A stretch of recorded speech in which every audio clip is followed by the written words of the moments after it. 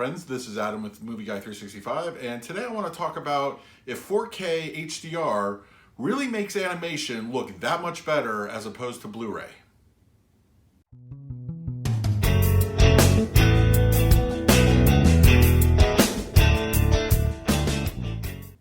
If you're new to the channel, please hit that like button, subscribe, hit that bell notification. I put out videos every single day. Any help you can give me would be greatly appreciated. So, a subject I see online a lot, and I've had a couple people message me through the channel and ask me about, does 4K HDR really make a big difference on animation films? Now, I thought I would just talk about that quickly, and here's the thing. At the end of the day, it depends on the source material, it depends on the studio, it depends on the mastering, and a lot of factors. Now, that being said, 4K still relatively, compared to Blu-ray, a newer format. So there are still a lot of, trial and error, and then you also have to take into consideration the amount of movies that come out a year on that format. I can honestly say that I would say yes, but it's not going to be a, oh my God, this is a breathtaking picture, over the Blu-ray. Now, there are certain exceptions to that rule, and let me just go over a few. DC animation. I did a video recently talking about DC animation films and what, some of my favorites that you should start out with. And I did mention a couple were in HDR 4K format. Now, I'll be honest. DC animation, because of the style of animation and, how cheaply it's made, you're not going to notice much, if any, of a difference between your standard Blu-ray and your 4K. So if you're wondering about that, then you decide with your wallet in that instance. Is it going to be worth it for you? I would say no. I'm a huge 4K nut, and I try to support the format in any way, shape, or form. But in this case, I would say no. Now let's go on to movies that recently that were, released either years and years ago or just just recently. So Disney's Lion King. Disney Pixar's Incredibles. Now, while I feel that they do offer an improvement, I wouldn't say it's a breathtaking one. You can definitely tell the HDR is apparent, but it's not going to wow you. These are things that are just either the style of animation, how it was, how the color timing was. There's a lot of factors into that. Now, would you say, should I pick it up in 4K versus Blu-ray? That's really going to be up to you, honestly. I think it's worth it. I think, us showing support for the format should begin with movies like these. We want them to release what they can in 4K with proper HDR.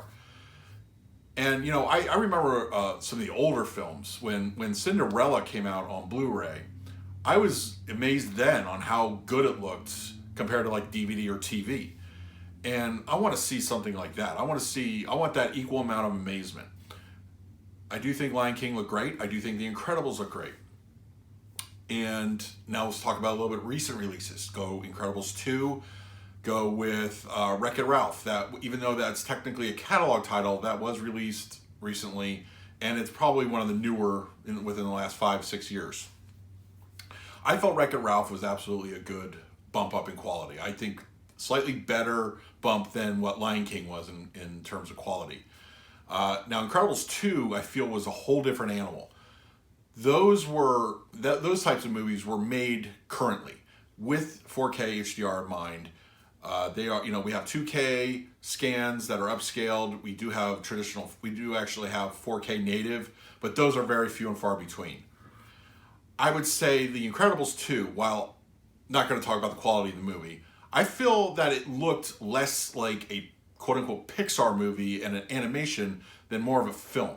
It looked absolutely great, honestly. It was a darker image, but you did get those very vibrant pops of HDR. It was very noticeable. The uniforms on The Incredibles were just excellent. I mean, the red just really shone through. And then you have also movies that I think were just tailor-made for 4K. And that would be recent releases like Trolls or Hotel Transylvania 3. I reviewed Hotel Transylvania 3 a few months ago.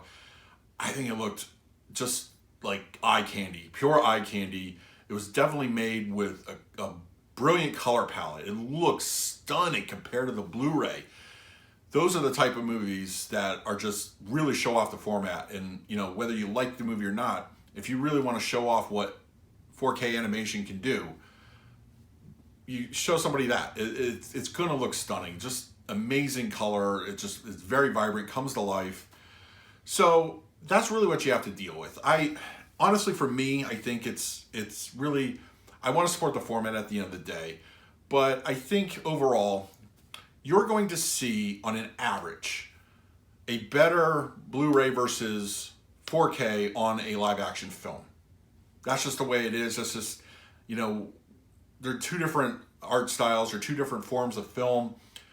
But yes, absolutely, that is going to be a more drastic difference than, I would say, your average Blu-ray versus 4K when it comes to animation. As I listed earlier, there's obviously differences. You can skip the DC animation ones. You just don't look that, you know, different. But things like that come out now and, you know, from this point on, it's going to be, I think that gap is going to widen. I really do. I really think we're going to see more. We do have Ralph Breaks the Internet, which is coming out in about a month or so. And of course, I'm definitely going to be covering that one. But yeah, I think while the gap is not as big as live action, it's still there. And at the end of the day, it's going to be up to you, and it's going to be up to your preferences. But I would say, you know what, if you can, support the format. You know, we have a great thing going. We have beautiful looking picture most times. And, you know, I think it's worth it. You want to show off your best stuff. So that's how I feel about animation in 4K versus Blu-ray. So please leave your comments below. What animated 4K have you seen that you liked or you didn't like? Please leave in the comments.